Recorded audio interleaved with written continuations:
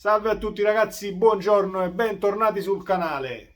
Spero stiate tutti bene, vi auguro un buon mercoledì e benvenuti in questo nuovo contenuto dove faremo il pagellone del Napoli, per Napoli-Bologna ovviamente, tutti i calciatori del Napoli, panchinari compresi e un voto a Spalletti.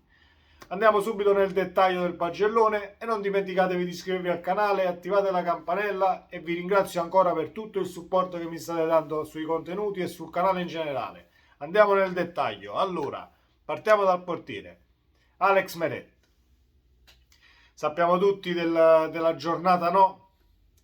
Un passaggio sbagliato e il secondo gol che è colpa di Meret. Sicuramente il rimbalzo calcolato male, però era un 6 che scende a un 6 meno per l'errore fatto, ma non voglio condannare il portiere perché altrimenti dovremmo condannare anche tutti i gol che ci mangiamo davanti alla porta. Così come è condannabile un errore del portiere, lo è altrettanto un gol mangiato sulla linea di porta o un'occasione mancata clamorosa. Quindi 6 meno solamente per l'errore. Continua così Meret e dal mio punto di vista è sbagliato darti addosso perché bisogna calcolare sia l'errore, ma sul piatto della bilancia bisogna mettere anche i 3 punti che abbiamo preso a Milano e tutti gli interventi e le parate che ha fatto fino ad oggi. Quindi Meret è ancora in credito da questo punto di vista, secondo me.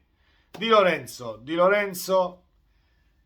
6 più, 6 e mezzo a Di Lorenzo, che comunque sta giocando sempre e solo lui sulla fascia destra. Ci può stare un attimo di lucidità che manca, ci può stare il calo fisico, però è sempre lì, è sempre un centrocampista aggiunto, un terzino come si deve, spinta tutta la partita. Che cosa gli vogliamo dire al nostro capitano? 6 e mezzo a Giovanni Di Lorenzo. Juan Jesus.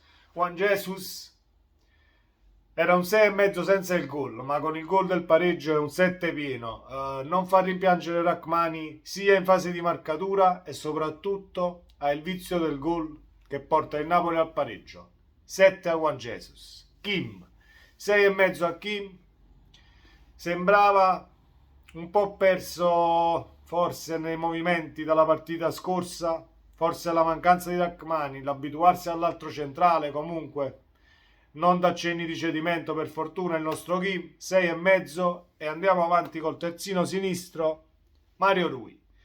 Mario Rui gli diamo un 6, non è la miglior prestazione del portoghese, però ci sta una partita un po' sottotono e ci sta meno spinta. Forse, ripeto, è una condizione fisica generale che sta calando perché è una cosa normalissima. Il Napoli ha fatto 10 vittorie di fila e tutti i successi in Champions e tutte le energie che ha speso. Non possiamo mica far tutte le partite così, non sono bionici, sono umani. 6 a Mario Rui. Dombele, Dombele a rimpiazzare il nostro infortunato Anguissà. Per me Dombele non è un 7 ma è un 6,75. Partita come si deve, entrato con la testa giusta, manca solo la continuità di minutaggio. Comunque ha un tempo nelle gambe e si vede, però per quello che ha giocato 6,75. Lobotka non la sua miglior partita, ma in completa direzione del centrocampo. La palla non la vedi se ce l'ha al piede, recuperi quando deve recuperare. Non è un 7 pieno, 6,75 pure a Lobotka. Zielinski. Zielinski gli do 7. Io gli volevo dare 6,5, 6,75 come Lobotka, ma gli do 7 perché ha dimostrato tutta la generosità del caso in spinte all'85esimo e al 90esimo. Lui e Kvaratskhelia sulla fascia sinistra l'hanno fatta da padrone ed hanno creato quasi tutte le opportunità del Napoli, i gol mangiati e le occasioni ghiotte sono nate quasi tutti quanti dalla sinistra tra lui e Kvaratskhelia. Zielinski 7. Chi manca? Chi manca? Manca Politano. Politano gran parte della critica l'ha bocciato.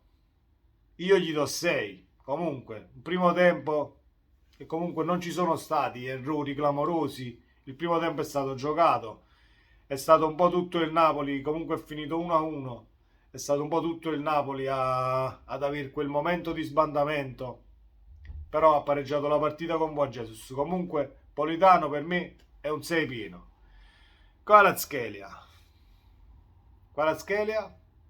ditemi voi.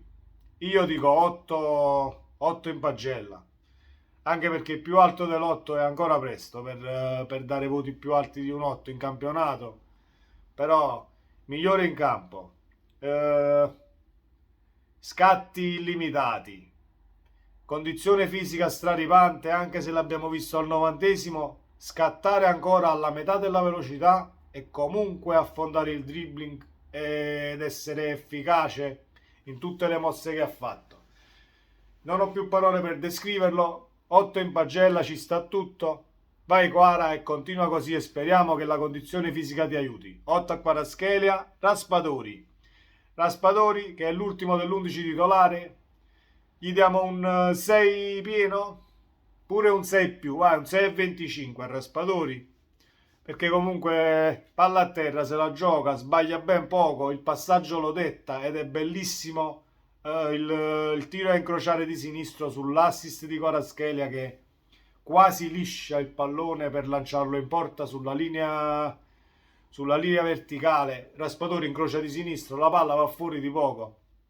Comunque poi è stato sostituito nel primo tempo subito da Osimhen. Raspadori 6 più, 6,25.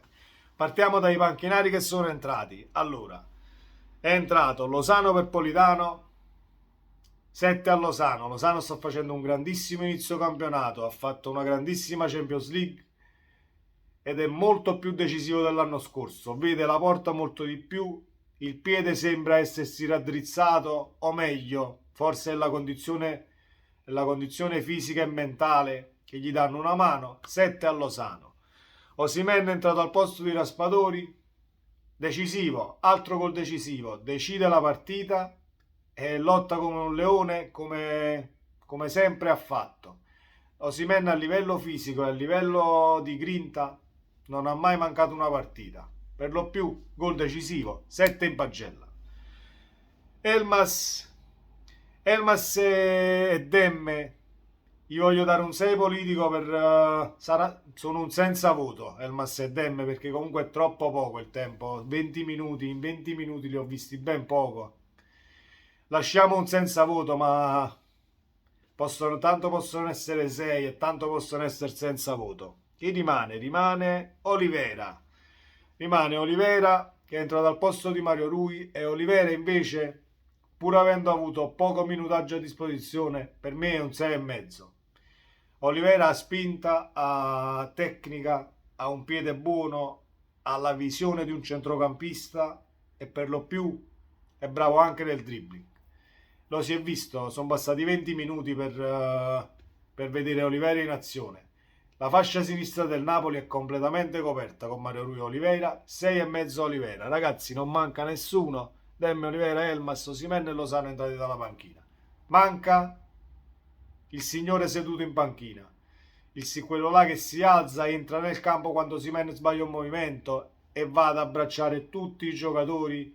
L'avete visto il video, credo il video sia virale, avete visto il video che Spalletti salta sulle spalle di Oliveira a fine partita quando il Napoli sta facendo il cerchio della felicità in mezzo al campo. Detto questo, convinzione, felicità che ci sta tutta e ci sta bene in questi momenti, una partita sofferta ma portata a casa e le sostituzioni a fine primo tempo che non era mai accaduto prima. Spalletti 7 in pagella. Niente da dire sul nostro tecnico, quest'anno sta azzeccando tutti i cambi e sta facendo girare la rosa come si deve, tenendo tutti al punto giusto e facendo minutaggio per tutti quanti. 7 a Spalletti e sempre forza Napoli. Ragazzi, questo è il pagellone di Napoli-Bologna e ci vediamo nel prossimo video. Non dimenticatevi di iscrivervi al canale e saluti a Maradona. Grande Diego, forza Napoli, ciao!